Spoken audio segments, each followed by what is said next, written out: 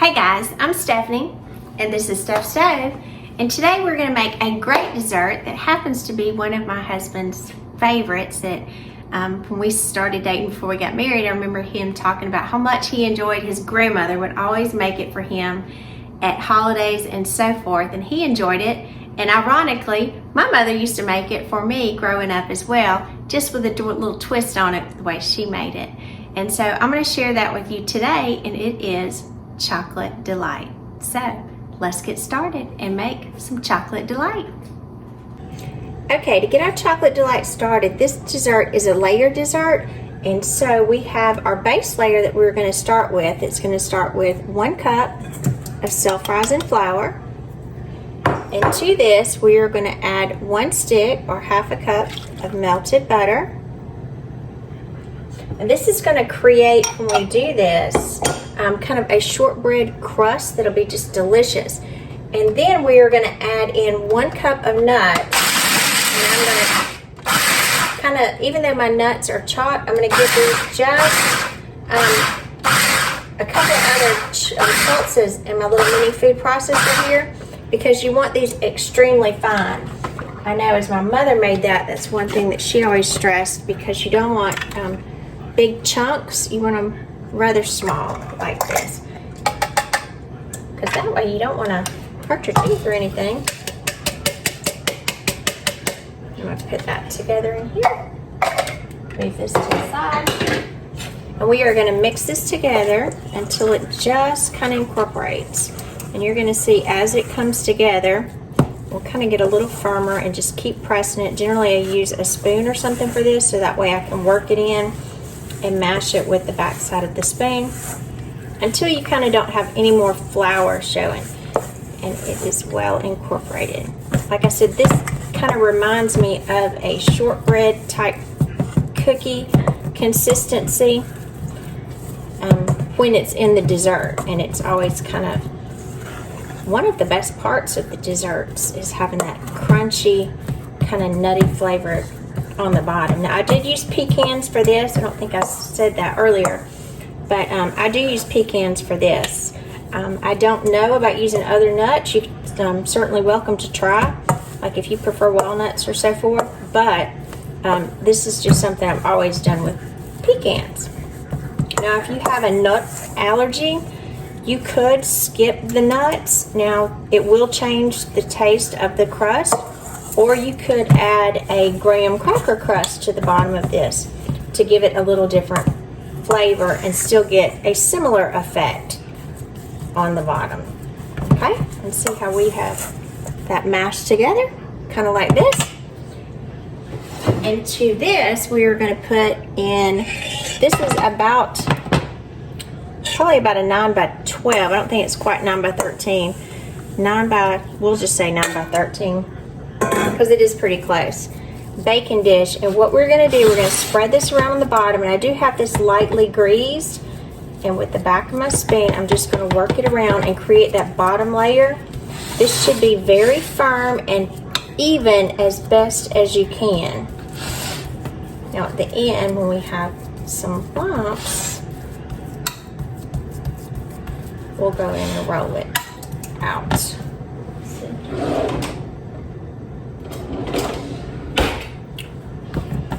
A little rolling tool that sometimes I use, but actually I forgot to get it out, so we'll just skip that. But I do have a little fancy rolling tool. It's like a little mini roller.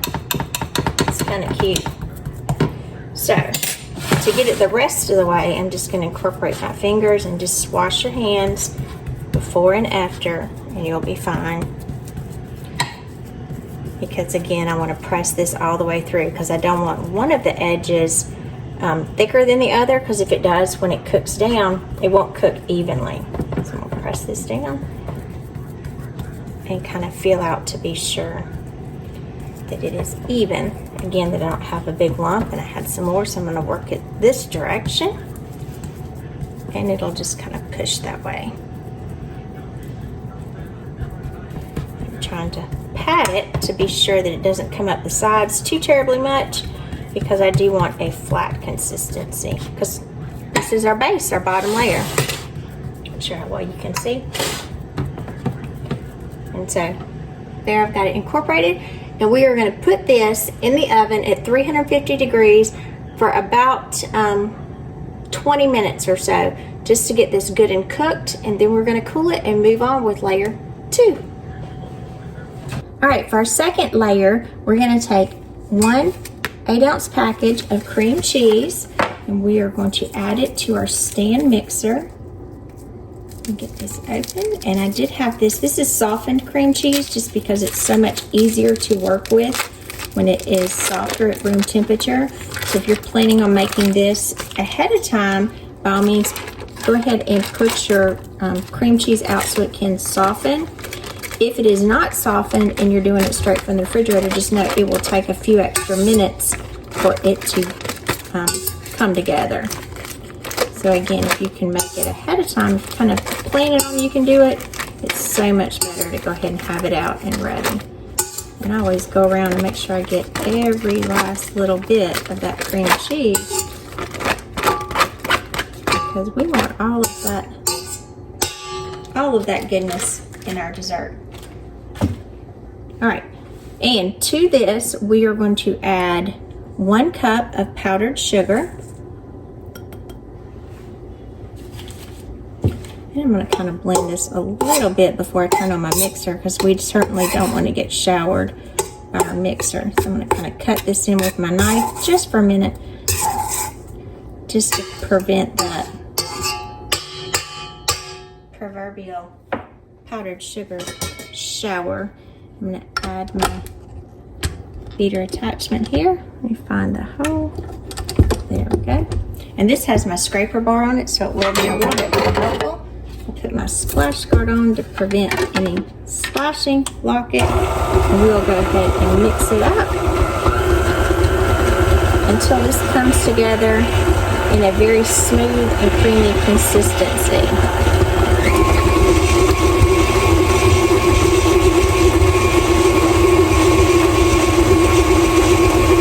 Do our first layer, I smell it in the oven. It smells so good with those pecans toasting.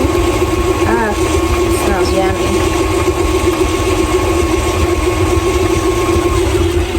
All right, let's check it. It looks like it's coming together nicely. Lift it up. And this is about the consistency that we do need. So we are in good shape. Got a perfect second layer, ready for that crust to come out of the oven, and spread this over it. Now we're going to move over to layer 3. All right, to complete our third layer, I've got 3.5 cups of cold milk in my batter bowl here, and to it, I'm going to kind of whisk it up to kind of get some air bubbles going in it, and we are going to add these are 4 ounce. Oh, they're 3.9 inflation. They went down just a little bit. Instant chocolate pudding boxes. So I'm adding 3 of these. And like I said, I'm adding 3.5 cups of milk. And if you were traditionally making pudding using these, you know that's not the exact ratio that you would use, because you're wanting this to be a very firm consistency, not quite as soft or as loose as just pudding if you're planning on making it to eat. So that's 1 box.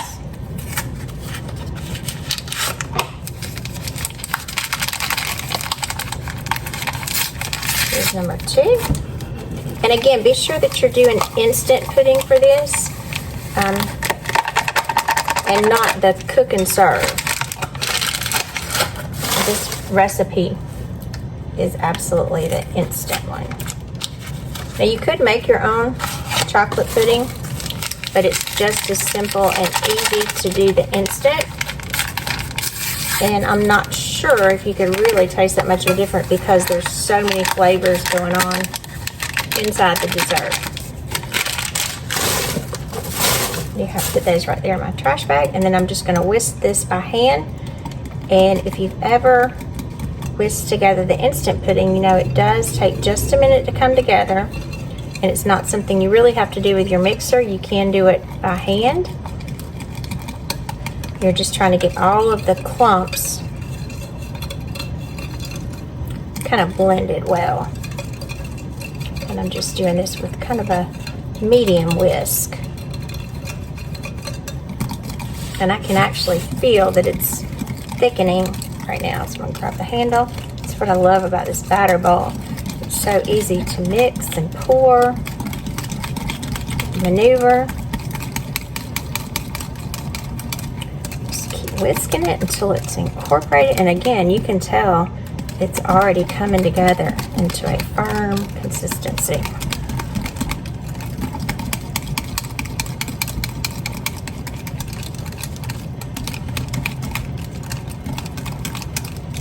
And if you have just a little bit of, I would say, the chocolate lumps in there, it's perfectly fine. You just want to keep doing it until, like I said, your texture just increases in thickness.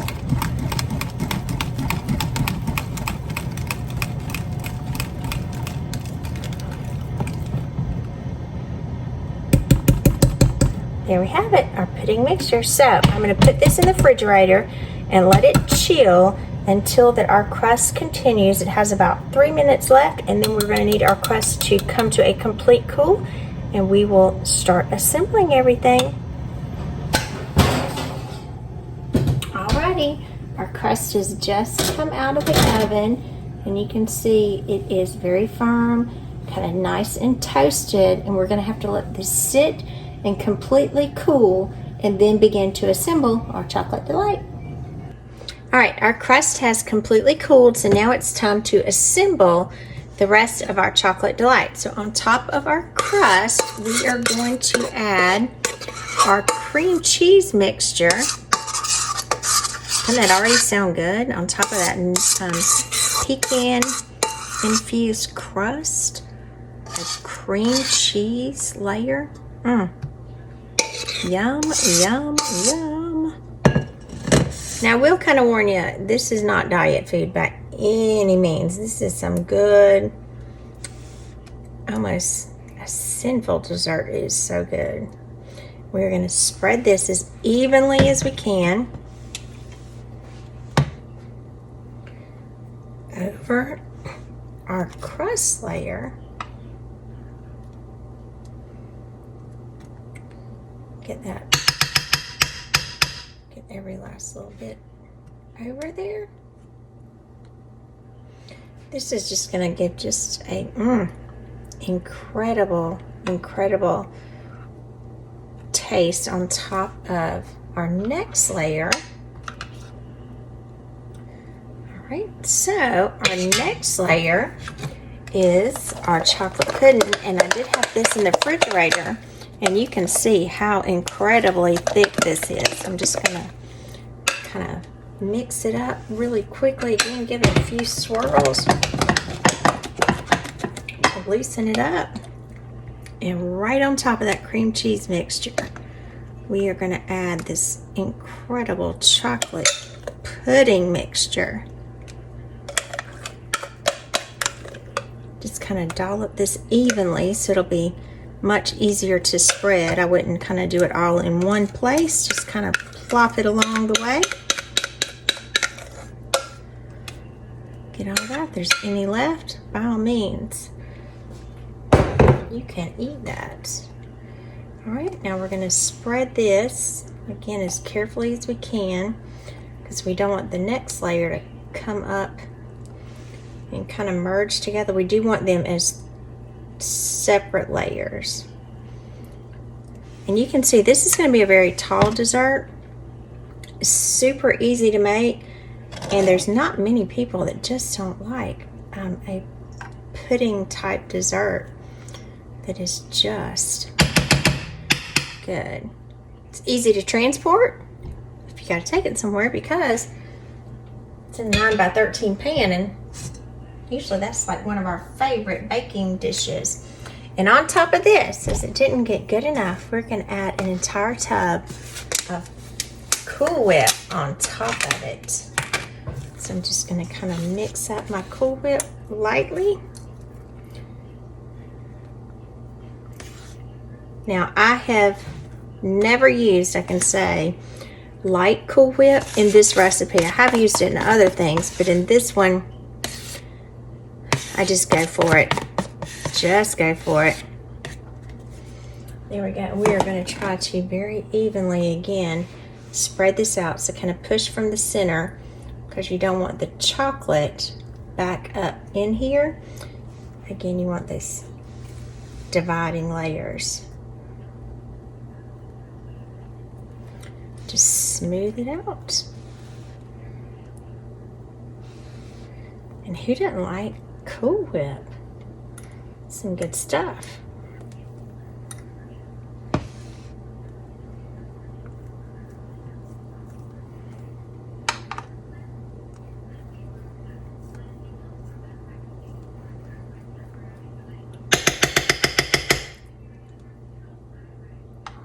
Get that back down there.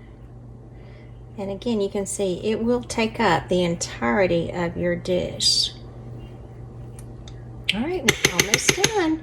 I'm going to add a real quick topping. All right, as an optional topping on top of this, I'm going to come in and I'm just going to lightly place some pecans around the top. Now, again, this is optional. You do not have to do this, but we like pecans, and so I'm just going to kind of garnish the top. That way we have pecans on the bottom and pecans on the top.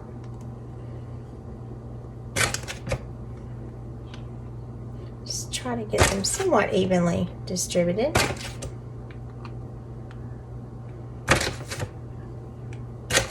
Until I think I could stop, I feel like I can always add some more. Alrighty, there we have it. An incredible chocolate delight. I'm Stephanie, and this has been Steph's Stove, where today we made one of my husband's favorite, chocolate delight. It's a beautiful, as you can see, a 4-layered pudding type dessert. Now you can make this dessert with other kind of layers in between to substitute the chocolate. You just couldn't call it chocolate delight. Some great alternatives would be butterscotch, and you could top it with some Butterfingers or some toffee pieces. A lot of times you do it with lemon, which is the way my mother would make it growing up, and some people refer to that as lemon lush, and it is wonderful. So there's all kind of variations you can do to it, but again, this is one of my husband's absolute favorites, and I do hope you enjoy it. So remember, give us a thumbs up and a like, and be sure to click that subscribe button so you'll get more content just like this. Remember, we're making memories one dish at a time. Enjoy!